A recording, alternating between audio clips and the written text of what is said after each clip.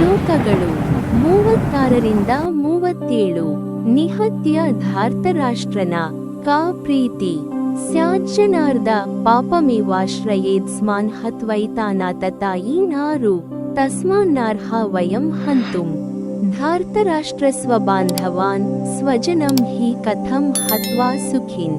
ಶ್ಯಾಮ ಮಾಧವ. ವಿವರಣೆ. ಎಲ್ಲ ಜೀವಿಗಳ ಪಾಲಕನೇ, ಧೃತರಾಷ್ಟ್ರನ ಮಕ್ಕಳನ್ನು ಕೊಲ್ಲುವುದರಿಂದ ನಮಗೆ ಯಾವ ಆನಂದ ಸಿಗುತ್ತದೆ?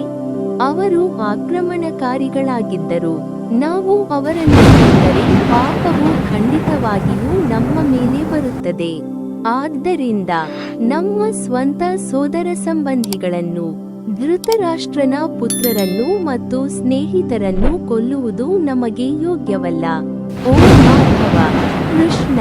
ನಮ್ಮ ಸ್ವಂತ ಬಂಧುಗಳನ್ನು ಕೊಲ್ಲುವ ಮೂಲಕ ನಾವು ಸಂತೋಷವಾಗಿರಲು ಹೇಗೆ ಸಾಧ್ಯ?